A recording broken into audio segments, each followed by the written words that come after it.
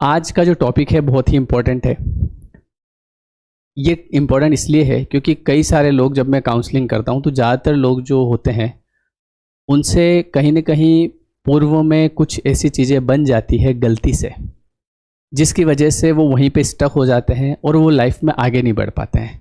मतलब वो उसी बारे में सोचते रहते हैं कहीं ना कहीं कि यार मैंने ऐसी गलती करी। उसके बाद फिर वो वीडियोस देखते हैं कार्मिक अकाउंट से रिलेटेड कि ऐसा होने से ऐसा होता है, ऐसा होने से ऐसा होता है, तो वो कहीं ना कहीं उस चीज़ में इतने ज़्यादा परेशान हो जाते हैं कि उनको एंग्जाइटी, डिप्रेशन जैसी चीज़ें होने लगती है और लाइफ में आगे नहीं बढ़ पाते हैं।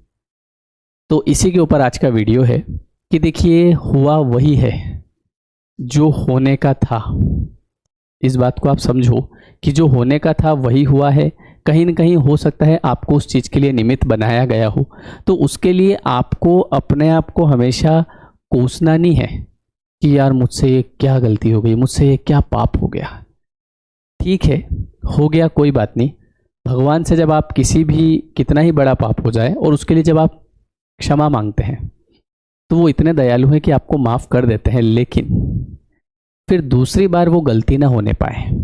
मतलब ऐसा नहीं कि जैसे आपने कोई गलती, देखो एक तो ऐसा कि हमसे अनजाने में बन गई, नहीं पता था, कुछ ऐसी चीज़ें हो, जैसे मेरे पास काउंसलिंग में बहुत सारे अलग अलग प्रकार की चीज़ें आती है कि सर मेरे साथ ये चीज़ मैंने ये कर दी और मैं इसके लिए बहुत पश्चाताप कर रहा हूँ, मतलब अंदर ही अंदर जल रहा हूँ इस चीज़ के लिए।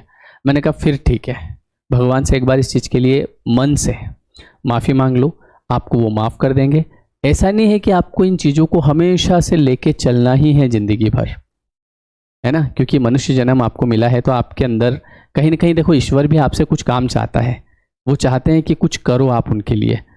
तो अगर आप इस चीज़ को लेके बैठ गए तो आप आगे कैसे बढ़ोगे, क्योंकि ये चीज़ें तो बिल्कुल आगे नहीं बढ़ने देगी आपको, है ना। और रही बात ये कि कई लोग जो होते हैं अंदर ही अंदर घुटते रहते हैं, वो अपने आप को कोसते रहते हैं इस चीज़ को लेके कि यार मुझसे गलती हो गई। मतलब वो मानते हैं इस बात को कि गलती हो गई, ठीक है, लेकिन कहीं ना कहीं फिर भी वो चीज़ वहीं स्टक हो जाते, उससे बाहर नहीं निकल पाते। तो मैं आपको ये बताना चाहता हूँ कि आप ईश्वर से प्रार्थना करिए उस चीज़ के बारे में कि भगवान, मुझसे इस प्रकार का काम हो गया है, अनजाने में हुआ, मुझे उस समय इतनी समझ नहीं थी, आप मुझे माफ़ करें। आप निश्चित रूप से भगवान आपको माफ़ करेंगे। कई बार आपने देखा होगा कि हम सोचते हैं यार मैं इतना समझदार आदमी हूँ, मैंने ऐसा कैसे कर लिया यार, ऐसा कैसे हो गया मेरे से, वो होना था आपके हाथों से इसलिए हो गया।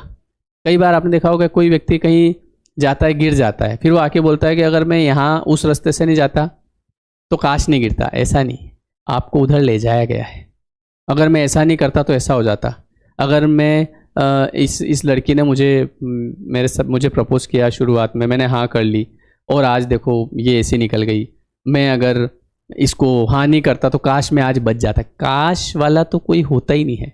कई बार हम कहते हैं ना कि अगर ऐसा नहीं होता तो ऐसा हो जाता।